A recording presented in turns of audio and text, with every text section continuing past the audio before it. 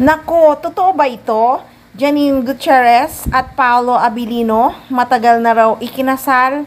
Agaw pansin kasi ang comment ng isang fans na talagang di ko pinapansin dahil di ako naniniwala at ayokong seryosohin.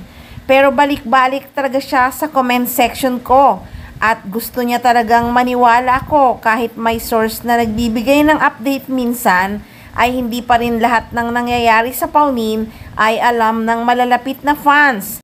Di ba nga si Ambet mismo ang nagsabi sa kanyang Unbeatable channel na mga nalalapit na kaibigan ni Janine Gutierrez at Paolo ay wala ring masyadong alam about Paunin. Kaya naman curious talaga ako sa comment na ito. Actually, hindi lang 2 beses siya nag-comment sa aking mga video. Lagi siyang nakakomment lalo na pag pinag-uusapan ang Kimpaw. Aniya, nako, yan ang malabo pa sa sabaw ng panis dahil kasal na ang Paunin sa Bakak, Bataan.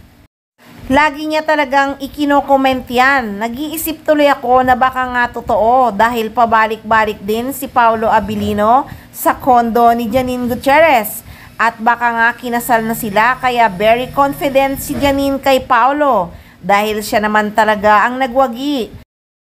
So ano kaya ang masasabi ng mga fans dito? Nako, siguradong was na naman ang abutin ko nito, hahaha.